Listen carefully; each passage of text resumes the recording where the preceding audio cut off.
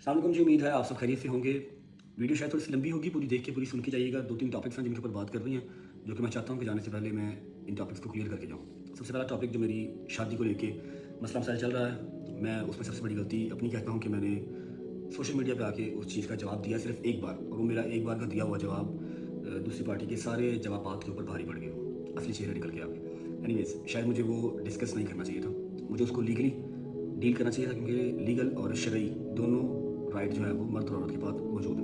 ज़रूरी नहीं है कि अगर एक गलत फैसला आपकी ज़ात से हो गया है या आपकी फैमिली से हो गया है तो उसके पीछे आपने अपनी जान ही गंवानी है, अपनी फैमिली का या अपना मेंटल पीस ही बर्बाद करना है या सारी ज़िंदगी खुद को कोसना है। ऐसा बिल्कुल ज़रूरी नहीं है। आपके पास शरई और लीगल दोनों हक हैं हासिल कि आप उसको ख़त्म कर सकें ग्रेसफुली।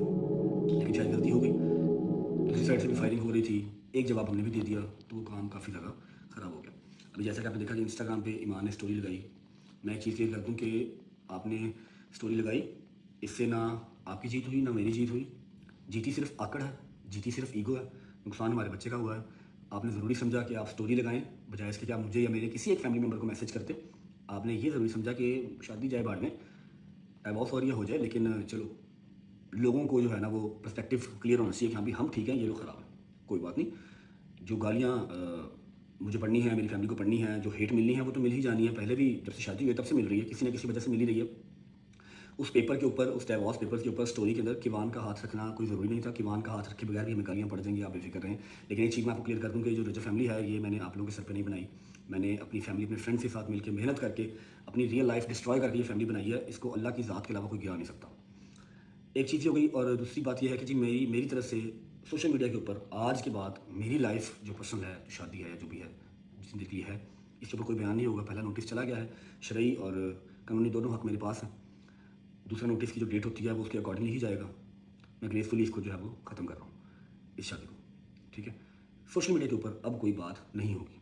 आपके लिए दरवाजे, प्लेटफॉर्म्स, हज़ार बंदा पॉडकास्ट पर करने वाला आपके पास खड़ा होगा। आप पॉडकास्ट दें, आप बुराइयाँ करें, आप लीक करें, जो भी करना आप करें, मुझे कोई मसला नहीं है। लीगल तरीके से मैं डील करूँगा। कोई ऐसी चीज़ जो आप करेंगे या आपका भाई करेगा तो मैं उसको इंशाल्लाह लीगली देखूँगा। डिफॉर्मेशन वगैरह की जो भी एफआईआर वगैरह होती होंगी लीगल देखूँगा, लेकिन सोशल मीडिया के ऊपर मैं इस चीज़ को अब डिबेट या डिस्कस नहीं करूँगा। एक चीज़ ये हो गई, ग्रेसफुली इसको ख़त्म करना है मुझे, मुझे इसको मज़ीद लेके नहीं चलना, मुझे ज़हनी मरीज़ नहीं बनना। दूसरी बात, मेरा जो मसला चल रहा है अंसर जट साहब से, पतलू से जो मेरा मसला चल रहा है, मैं उसको भी कहता हूँ कि भाई मेरी ज़िंदगी में कुछ रियल मसले हैं जो कि चल रहे हैं। मैं आपके साथ भी अपने इस मसले को जो है ना वो यहाँ पर सोशल मीडिया पे ख़त्म करता हूँ। मैंने आपको भी सिर्फ एक ही जवाब दिया था, दूसरे जवाब मैंने ना आपको दिया ना अपनी फैमिली को दिया, किसी को मैंने दूसरा जवाब नहीं दिया। आपको आज के बाद सोशल मीडिया के ऊपर मेरी तरफ से कोई जवाब नहीं आएगा। आपने भाई जैसे कल कहा कि आपने लीगल नोटिस भिजवाना है, आप सब बिस्मिल्लाह, आपका राइट है। आप लीगल नोटिस भिजवाएँ, आप एफआईआर करवाएँ, जो आपका दिल करता है आप करें। You are good to go. मेरी तरफ से आपको मज़ीद कोई जवाब इस चीज़ पर नहीं आएगा। लीगल देखें आप भी, लीगल देखूँगा मैं भी। तीसरी बात, रही बात टिकटॉक लाइव की, टिकटॉक लाइव मुझे डे वन से ही लगता है कि शायद मैं नहीं बना टिकटॉक लाइव के लिए। सब्र और तहम्मुल वाले बंदे का काम है। मैं थोड़ा सा जज्बाती रहता हूँ। मेरी ज़िंदगी में आधे मसले जो है ना वो शायद टिकटॉक लाइव की वजह से ही आए हुए हैं। मेरा इंतजार टिकटॉक लाइव मत कीजिएगा। मैं कभी शादो नादर ही आपको नजर आऊँगा, ईद रात नजर आऊँगा, या कोई बयान देना होगा तब आऊँगा, अदरवाइज़ नहीं आऊँगा। बाकी अपना बहुत ख्याल रखिएगा। आंकड़े और ईगो जो है वो जीत गई।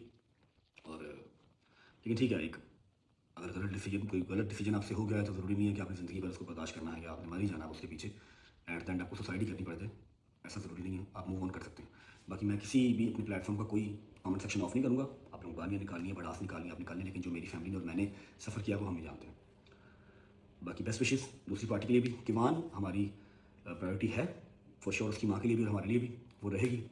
उसको बस ना ही अपनी भाई के फेम के लिए यूज़ कीजिएगा और ना ही अपने लिए यूज़ कीजिएगा। बाकी मेरी दुआ है कि ऑन को अल्लाह पाक मेरे से ज़्यादा माल दे, मेरे से ज़्यादा शोहरत दे।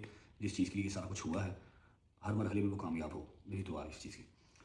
जो किवान है वो मेरी प्रॉपर्टी है, मेरा बेटा है, हमेशा रहेगा। मेरा एक एक रुपया उसका है।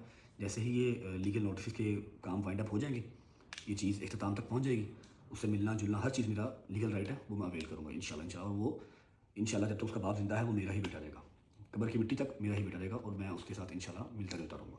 उससे मुझे मिलने से कोई रोक नहीं सकता। थैंक यू सो मच, अपना ख्याल रखें, इंशाल्लाह जल्दी। अस्सलामुअलैकुम नाजरीन, जैसे कि आप सबने रजब भट्ट का ये वीडियो बयान देख लिया, सुन लिया, जिसमें उन्होंने ये साफ साफ कह दिया है कि ईमान को चाहिए था नोटिस के बाद मुझसे बात करती, मुझसे रुजू करती और हो सकता है ये मामला ख़त्म हो जाता। रजब भट्ट का इन बातों का मकसद यही था, लेकिन यहाँ पर जो है ईमान ने केस जो है उल्टा कर दिया और वो जो है डिवोर्स की मिलने पर खुश है शायद, जिसकी वजह से उन्होंने स्टोरी लगाई, जिसकी वजह से उन्होंने जो है तमाम सोशल मीडिया पर उसको दिखाया कि भाई मुझे जो है नोटिस मिला है डिवोर्स का। ये एक औरत के लिए बहुत बड़ी बात है। तो नाज़रीन, आप लोग क्या कहना चाहते हो कि क्या ईमान ने जो कुछ किया, ईमान ने जो स्टोरी लगाई और पूरी दुनिया को दिखाया कि ये ठीक था या गलत था? इससे तो साफ साफ ये जाहिर हो रहा है कि ईमान जो है डिवोर्स से शायद खुश है और रजब के साथ खुश नहीं थी। मिलते हैं नेक्स्ट वीडियो में। अल्लाह हाफिज़।